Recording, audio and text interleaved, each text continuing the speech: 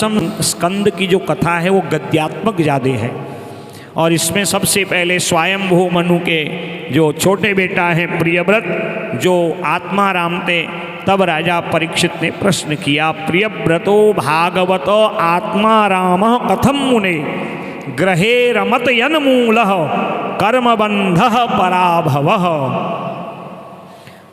ये तो जन्म से ही भजनानंदी थे, आत्माराम थे, तो इन्होंने गृहस्थ कैसे किया? कहते हैं जब स्वयंभू मनु की बात अर्थात अपने पिता की बात प्रियव्रत ने नहीं मानी, ये उत्तानपाद के छोटे भाई हैं। मैंने आपको बताया ना कि स्वयंभू मनु की 5 संतानें और छोटे बेटा हैं प्रियव्रत।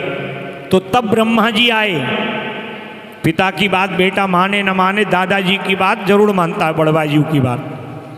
और जब ब्रह्मा जी ने उपदेश दिए, कहा देखो मन जो है दुख का कारण है, क्लेश का कारण है, संसार में फंसाने का कारण है, इसलिए मन को भगवान में लगाओ, शरीर से अपने गृहस्थ धर्म का पालन करो। प्रियव्रत ने ब्रह्मा जी की आज्ञा मानी और उनके 2 ब्याह हुए।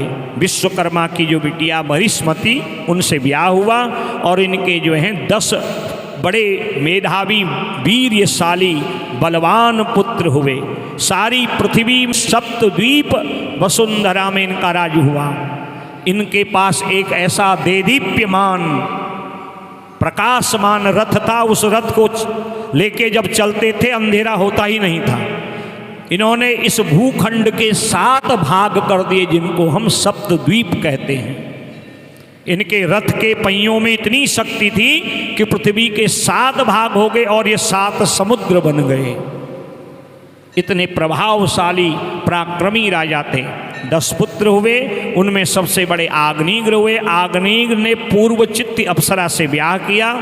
इनके नाभि आदि 9 पुत्र हुए और 9 पुत्रों में जो नाभि हैं, इनका ब्याह विधिवत जब हुआ तो इन्होंने भगवान का भजन किया और भगवान को ही पुत्र बना लिया। भगवान 8 वर्ष के बालक रूप में प्रकट हो गए। नाम पड़ा ऋषभदेव नारायण। बोले ऋषभदेव भगवान की। ऋषभदेव इतने, वो तो साक्षात नारायण हैं और इतने योगी थे, इंद्र ने जब वर्षा नहीं करी तो बादल बना लिए नकली। आज भी विज्ञान ने अब इस तकनीक को ढूंढ लिया है, नकली बादल बना के वर्षा करने की। और भागवत जी में पहले ही लिखा है कि ऋषभदेव ने नकली बादल बना के वृष्टि करके पृथ्वी को हरा भरा कर दिया। इंद्र डर गया, अब मुझे कौन पूछेगा महाराज, मेरे नाम की कौन आहुति देगा, क्योंकि यज्ञ क्यों करते हैं? इंद्र यज्ञ से प्रसन्न हो और वृष्टि हो, प्रकृति हरी भरी अन्न धन से भरे, इसलिए तो यज्ञ करते हैं ना। इंद्र भय के मारे कांपने लगा और अपनी बिटिया जयंती का विवाह ऋषभदेव से कर दिया।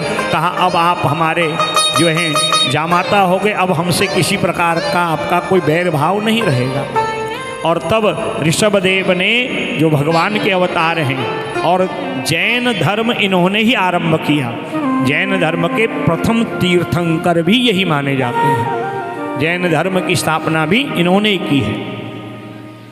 ऋषभदेव के जयंती से भरत आदि 100 पुत्र हुए और भरत जो सबसे बड़े बेटे हैं, उन्हीं के नाम से हमारे इस अजनाब खंड जम्बूद्वीप का नाम भारतवर्ष हुआ।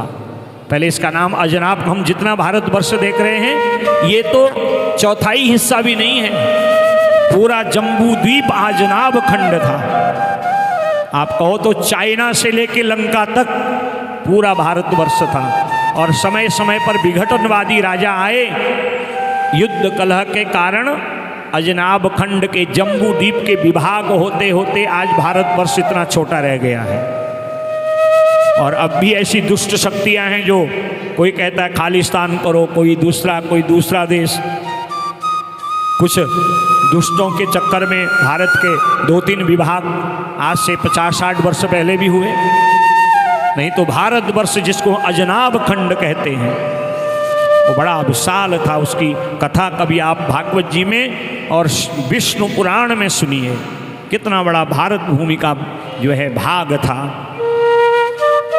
और भरत जी आदि 100 पुत्रों को एक दिन इन्होंने भरी सभा में बुलाया और अपने पुत्रों को बड़ी सुंदर बात कही।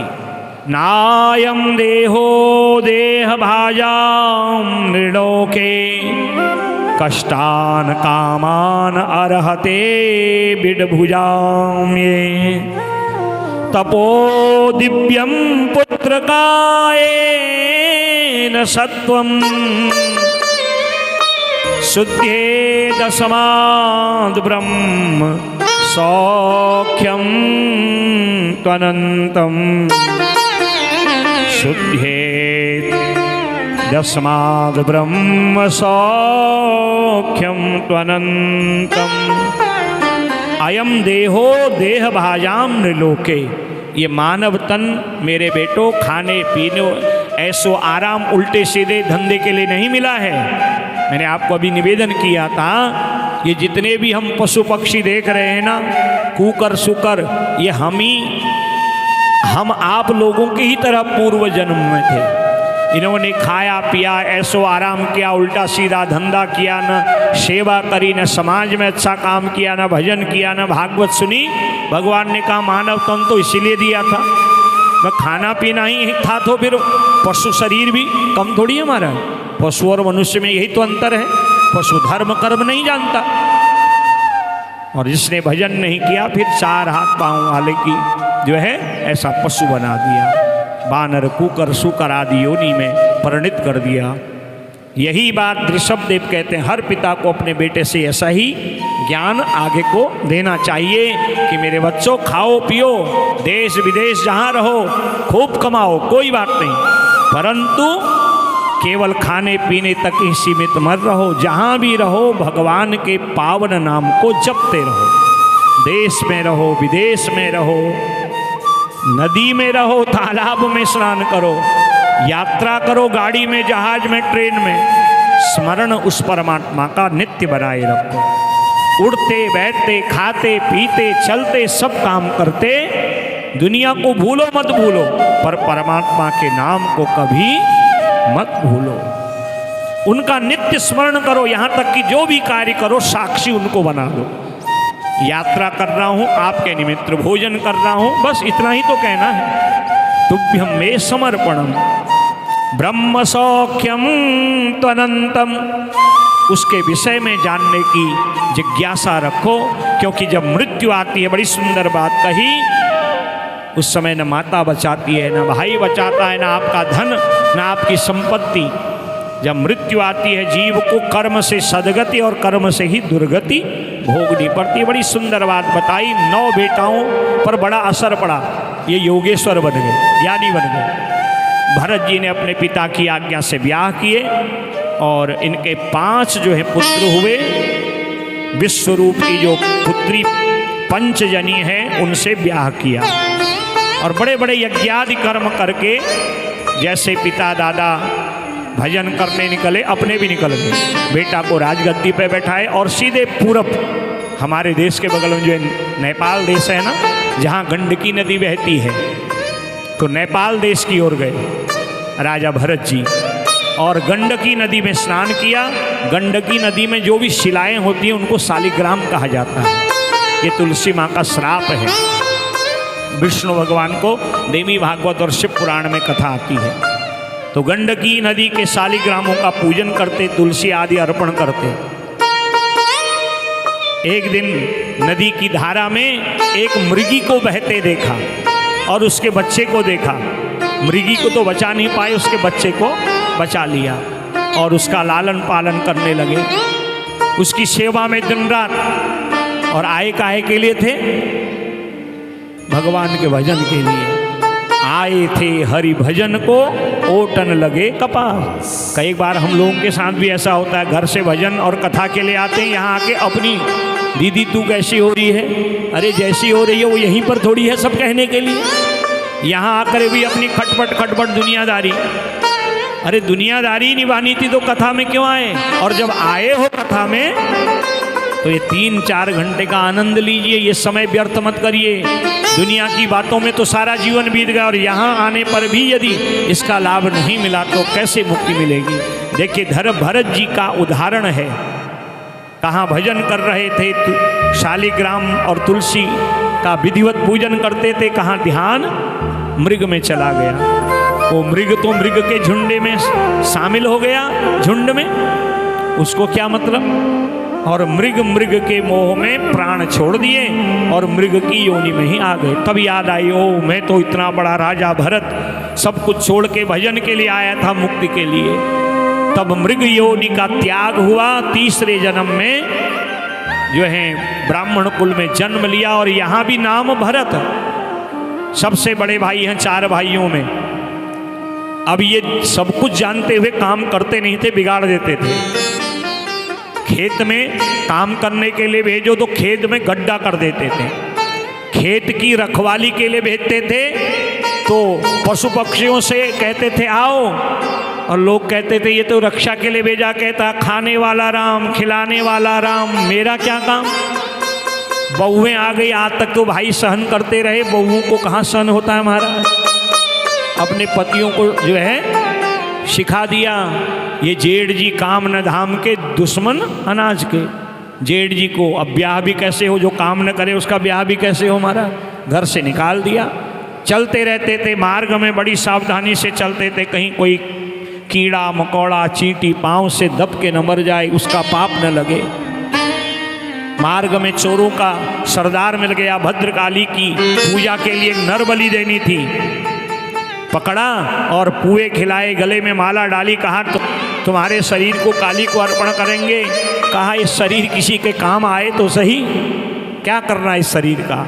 और जैसे ही भद्रकाली के आगे ले गए, इसने डाकू के सरदार ने हाथ में खड्ग लिया और उसी समय दंडमयी मानेन वपुषा सहसोच्चाट शैव देवी भद्रकाली, भद्रकाली मूर्ति से प्रकट हो गई। बोले भद्रकाली मैया की जय। और खड्ग डाकू के सरदार के हाथ से पकड़ा, उसी की गर्दन उड़ा दी। भद्रकाली को प्रणाम किया, निकल गए। मार्ग में रहुगण सिंधु नरेश मिला, पालकी कंधे में उठा के जाने लगे। जब चींटी कीड़े मकोड़े देखते तो मेढक की तरह फुदकते थे। और राजा रहुगण बैठा है पालकी में, उसका सर लगा पट पट। जब सर 2-4 बार लगा, आया क्रोध, कहा कौन है जो मेरी आज्ञा की अवहेलना करता है। कहा महाराज ये नया नया कहार आया है जो डोली पालकी उठाना नहीं जानता। उतरा पालकी से, नंगी तलवार लेके कहा तुम नहीं जानते हो मैं कौन हूं। भरत जी कहते हैं मैं सब जानता हूं, परंतु मौन इसलिए हूं क्योंकि मेरा मन उससे लगा हुआ है। और तू मुझ पे क्रोध करके क्या करेगा, इस खड्ग से मेरे शरीर को ही तो काटेगा। अरे क्या मेरी आत्मा को काट सकता है। नैनम छिंदन्ति शस्त्राणि नैनम दहति पावक न क्लेदयन्त्यापो नैनम शोषति मारुतः। क्या तू मेरी आत्मा को काट सकता है, डरा सकता है। तू जो मुझे डरा रहा है ये मेरे शरीर के डरना, चलना फिरना, खाना पीना, जन्म लेना मरना तो शरीर का धर्म है, क्योंकि आत्मा तो कार्य कारण से परे है। बड़ी विलक्षण बातों को सुन के यह सिंधु नरेश घबरा गया, ये कौन है, क्योंकि ये ब्राह्मणों का बड़ा उपासक है। कस्तम निगूढ़ सरसित द्विजानाम व्यवर्षे दूत्रम कतमोवधूतः। कौन हो अवधूत रूप में महाराज, क्योंकि मुझे न इंद्र के वज्र से डर लगता है न भगवान शिव के त्रिशूल से। बस एक बात का सदा भय रहता है, ब्रह्म कुलावमानात्, कभी किसी संत ब्राह्मण का मुझसे अपराध न हो। कौन हो। भरत जी कहते मैं कौन हूँ इसको छोड़, तू कौन है, तू अपने आप को पहचान। और ऐसे ऐसे वेदांत के सूत्र बताए जो रहुगुण अहंकार में भर के तलवार लेके गुरुजी के जो है आश्रम में ज्ञान लेने जा रहा था। गुरुजी के आश्रम में ज्ञान लेने के लिए जा रहे हो, पालकी में बैठ के राजशाही ठाट बाट में, तो गुरु ज्ञान देंगे या तिरस्कार करेंगे, यही भरत जी समझाना चाहते थे। और भरत जी ने जब सारा मन निर्मल कर दिया, निर्मल मन जन सो मोहि पावा, निर्मल मन जन सो मोहि पावा, निर्मल मन जन सो मोहि पावा, निर्मल मन जन सो मोहि कपट छल छिद्र न भावा, मोहि कपट छल छिद्र न भावा, मोहि कपट छल छिद्र न भावा, मोहि कपट छल छिद्र न भावा, निर्मल मन जन सो मोहि पावा, निर्मल मन जन सो मोहि पावा।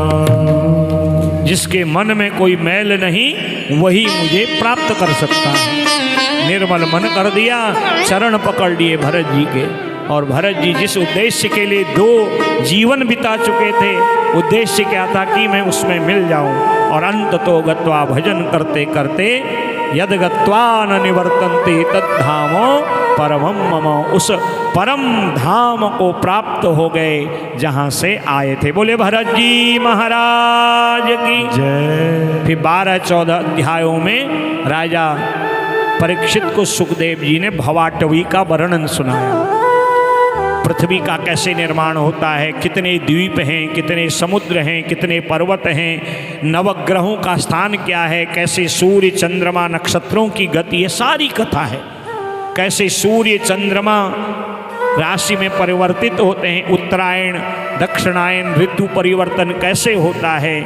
और एक अध्याय में भारत भूमि में जन्म लेने की महिमा का वर्णन बताया कि कैसी ये भारत भूमि है और उसका देवता भी इस भारत भूमि में आके जन्म लेना चाहते हैं, लीला करना चाहते हैं। और कहा राजन ऐसे ही जैसे ये पृथ्वी लोक है ना, ऐसे ही 7 लोक ऊपर और 7 लोक नीचे हैं। और समस्त 14 जो हैं ये 50 करोड़ योजन दूरी है इनकी। बताओ कैसा यंत्र होगा नापने वाला। 50 करोड़ योजन की ये 14 ब्रह्मांडों की दूरी है, इतना क्षेत्रफल है। और इन्हीं 14 ब्रह्मांडों में एक लोक है जिसका नाम है नरक। राजा परीक्षित कहता महाराज ये कौन सा लोक है? कहते हैं ये बड़ा भयंकर लोक है जिसको संयमनी पुरी भी कहा जाता है। और ये समस्त जो नरक हैं ये पृथ्वी से 99,000 योजन नीचे हैं। और ये भयंकर नरक हैं और इनमें 28 तो और भयंकर हैं। तामिश्र अंध तामिश्र रौरव महारौरव कुंभीपा काल सूत्र अशिपत्र वन शूकर मुख अंधकूप कृमि भोजन अबीच आदि। कितना वर्णन करें। कहा महाराज ये क्यों बने हैं? कहा जब कोई मानव तन प्राप्त करके भजन नहीं करता, कीर्तन नहीं करता, माँ बाबूजी की सेवा नहीं करता, ब्राह्मण संत का अपमान करता है, गो हत्या करता है, मातृभूमि की सेवा नहीं करता, अर्थात सत्कर्म से विहीन हो जाता है, दुष्ट कर्म करने लगता है, ऐसे भयंकर पापियों के लिए जो दान नहीं करते, पुण्य नहीं करते, तीर्थ नहीं करते, व्रत नहीं करते, जप नहीं करते, स्वाध्याय नहीं करते, भागवत पुराणों की कथा वेद ध्वनि को नहीं सुनते और न धर्म आदि मार्ग में चलते हैं, उन दुष्ट पापियों के लिए 84 लाख नरक, उसमें 28 नरक हैं। और ये नरक ही नहीं है बल्कि ये धोबी घाट जैसे हैं। और यम के दूत जो भयंकर हाथ में दंड छुरिका मृत्यु पाश लेकर के पापियों की नरकों में जो धुलाई करते हैं, जन्म जन्मांतर के सारे पाप भाग जाते हैं। राजा कुंभीपाक नरक में जीवों को पकाया जाता है जैसे कढ़ाई में हलवाई पूड़ी आदि तलता है। अग्निकुंडों में पागल हाथियों के आगे बड़ी बड़ी शिलाओं में खौलते, कीचड़ में, खून में, पीप में, भयंकर बैतरणी नदी में उन पापियों को डाला जाता है। तब इनको जन्म जन्मांतर के पाप याद आते हैं। राजा ने सुना भयंकर पापों का, नरकों का वर्णन, कांपने लगा। महाराज प्रभु मुझसे भी एक अपराध हुआ था, एक ब्राह्मण का मैंने अपराध किया जिसके कारण मुझे श्राप मिला है। बस महाराज इतना करिए। कहा राजन डरने की जरूरत नहीं, ये नरक नहीं है, धोबी घाट है। आज की भाषा में कहो तो ड्राई क्लीनर्स है। कोई महंगा ब्रांडेड कपड़ा है, 4 से 10 हज़ार का तो इसे फेंक थोड़ी देते हैं। अगर थोड़ा दाग लग गया तो क्या करते हैं, पहले लोग धोबी के पास ले जाते थे और धोबी घाट में उस कपड़े की जो मरम्मत करता था, सारा दाग गायब। वैसे ही ये मानव तन रूपी वस्त्र परमात्मा ने कितना निर्मल तन दिया, निर्मल मन जन सो मोही। और हमने इस जो है तन पर और मन पर कालिख लगा दी, दाग लगा दिया पापों का, दुष्कर्म का। तब यम के दूत धोबी की तरह नरकों में धोबी घाट में मरम्मत करते हैं। एक नरक से दूसरे नरक, दूसरे नरक से तीसरे नरक। कहा राजन, जो पशु पंक्षियों को मारता है उसका मांस खाता है, धन संतान और स्त्रियों को मारता है, वो तामिश्र और कुंभी पाक नरकों में पकाया जाता है। धोखे से जो परस्त्री का भोग करता अंध तामिश्र नरक में जाता है। मैं, मेरा धन, मेरी स्त्री, जो इसी प्रकार मैं में लगा रहता है, भयंकर रौरव नरक में जाता है। जो बिना बात के लड़ाई करता है, कलह करता है, माता पिता से लड़ता है, मित्र से लड़ता है, रौरव नरक में डाल दिया जाता है। माता पिता गुरु ब्राह्मण वेद का जो विरोध करता है उसको भयंकर काल सूत्र नरक में डाल दिया जाता है। जो झूठ बोलता है, झूठे का साथ देता है, झूठी गवाही करता है, व्यापार में ठगी करता है, ऐसे लोगों को अबीच नाम के भयंकर नरक में डाला जाता है। कहता है प्रभु हो गया, बहुत हो गया, ये बताइए नरकों से बचने का कोई उपाय है? आपने तो इतना डरा दिया महाराज। मैंने भी एक ब्राह्मण का अपराध किया। कहा राजन ये बात तो तूने सही कही। देख राजन, ये नरक नहीं है, ये एक सुधार गृह है, ये पवित्रीकरण स्थान है। राजन, अगर कोई जीवन में अपराध हो जाए उनके लिए एक सरल साधन है, और विशेष करके कलयुग में वह है भगवान के पावन नाम का संकीर्तन। इस कलयुग में नाम जपते रहो, काम करते रहो। जप ही नाम जन आरती भारी, जप ही नाम गाइए आरती भारी। मिटहि कुसंकट होहि सुखारी, मिटहि कुसंकट होहि सुखारी। भाय कुभाय अनख आलस हूँ, भाय कुभाय अनख आलस हूँ। नाम जपत मंगल दिस दस हूँ, नाम जपत मंगल दिस दस हूँ। मंगल भवन अमंगल हारी, मंगल भवन अमंगल हारी। मंगल भवन अमंगल हारी, मंगल भवन मंगल हारी। उमा सहित जही जपत पुरारी, उमा सहित जी जपत पुरारी। जपत पुरारी, जपत पुरारी। नाम की बड़ी महिमा है राजन। केवल जो भगवान के नाम का ही आश्रय लेके सारे कार्य करते हैं, कितने ही बड़े पाप क्यों न हो, भगवान के नाम रूपी अग्नि में वो सारे पाप जल के नष्ट हो जाते हैं। क्योंकि भगवान के नाम में एक शक्ति है, वो नाम शक्ति है तारक शक्ति। जैसे विष में मारक शक्ति है, जानबूझ के विष पियो, अनजाने में वो मारेगा ही, मृत्यु ही होगी। अमृत में अमृतत्व की शक्ति है, जानबूझ के अनजाने में अमृत पी लो तो अमर अजर अमर हो जाओगे। अग्नि में दाहक शक्ति है, जानबूझ के अग्नि छुओ, अनजाने में वो जलाएगी ही। वैसे ही भगवान के पावन मंगल नाम में तारक शक्ति है। जानबूझ के जपो, अनजाने में जपो, उठ के जपो, बैठ के जपो, आलस्य में जपो, यात्रा में जपो, भोजन के समय जपो। जब जपो भगवान का वो नाम, मंगल भवन, मंगल भवन समस्त मंगलों का हरण करता है। इसीलिए उमा सहित यही बाबा भी माँ पार्वती के साथ पावन नाम को जपते हैं। अब ये नाम की क्या महिमा है। अजामिल ने भी अचानक जपा था, मुक्ति हो गई। तो छठे स्कंद में फिर ये अजामिल की कथा है, प्रचेताओं की कथा है, नारद जी को दिए हुए श्राप, जो दक्ष ने श्राप दिया वो कथा है, और जो है वृत्तासुर की कथा है, चित्रकूट की कथा। फिर 7वें स्कंद में भक्त प्रहलाद का दिव्य हिरण जो है भगवान नृसिंह नारायण अवतार की कथा। 8वें स्कंद में मनुमंतरों में गजेंद्र की कथा, वामन अवतार, मत्स्य अवतार, समुद्र मंथन में मोहिनी धनवंतरी कच्छप अवतार की कथा है।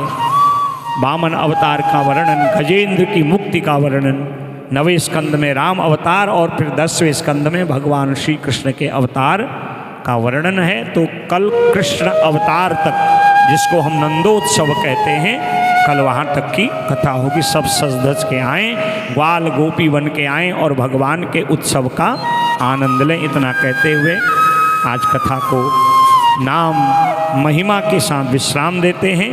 माँ महेशानी आप सब लोगों का मंगल करें और आपके संकल्पों को इस भागवत के द्वारा मेरे गोविंद पूर्ण करें। आइए, भगवान के पावन नाम की महिमा का वर्णन किया है, पावन नाम संकीर्तन, और फिर सब लोग आरती लेंगे।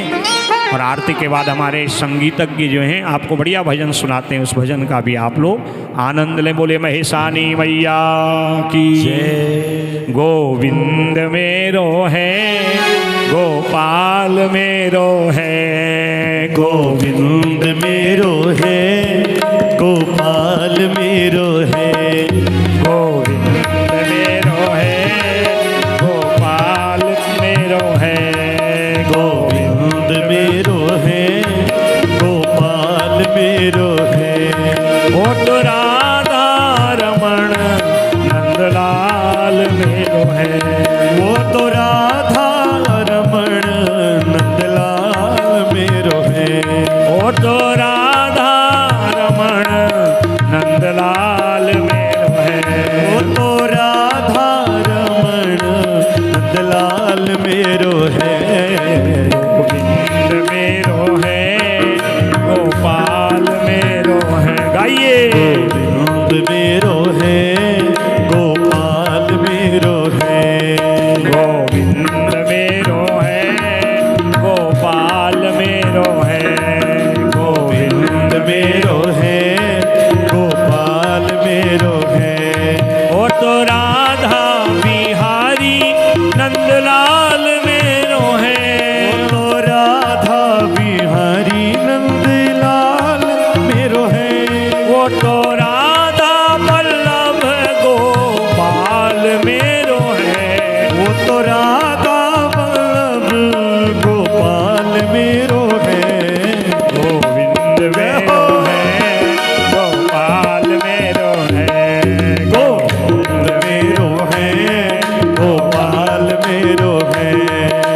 भज गोविंदम भज गोपाल, भज गोविंदम भज गोपाल, जय नंदलाल जय नंदलाल, जय नंदलाल जय नंदलाल। यशोदानंदन जय गोपाल, यशोदानंदन जय गोपाल, नंदलाल नंदलाल, नंदलाल नंदलाल। भज गोपाल भज गोपाल। गाइए। भज गोपाल भज गोपाल, जय नंदलाल जय नंदलाल, जय नंदलाल जय नंदलाल। भज गोविंदम भज गोपाल, भज गोविंदम भज गोपाल, देवकी नंदन जय गोपाल, देवकी नंदन जय गोपाल, वसुदेव नंदन जय गोपाल, वसुदेव नंदन जय गोपाल, नंद नंद नंदन जय गोपाल, नंद नंदन जय गोपाल, जय गोपाल जय गोपाल, जय गोपाल जय गोपाल, जय नंदलाल जय नंदलाल, जय नंदलाल जय नंदलाल। भज गोविंदम हरि बोल। भज गोविंदम भज गोपाल, भज गोविंदम भज गोपाल, भज गोविंदम भज गोपाल, भज गोविंदम भज गोपाल, भज गोविंदम भज गोपाल, भज गोविंदम भज गोपाल, भज गोविंदम भज गोपाल, भज भज गोपाल राधा रमण नंद लाल मेरो है, ओ राधा रमण नंद लाल मेरो है, गोविंद मेरो है, गोपाल मेरो है, गोविंद मेरो है, गोपाल मेरो है, नंद लाल मेरो है, गोपाल मेरो है, नंद लाल मेरो है, आहा गोपाल मेरो है, नंद लाल मेरो है, आहा गोपाल मेरो है, यशोदा लाल मेरो है, लाल मेरो है, राधा वल्लभ मेरो है, ओ राधा वल्लभ मेरो है, राधा बिहारी मेरो है, ओ राधा बिहारी मोरे है, रास बिहारी मेरो है, ओ रास बिहारी मेरो है, नंदलाल मेरो है। बोले गोविंद गोपाल भगवान की जय जय जय श्री राम।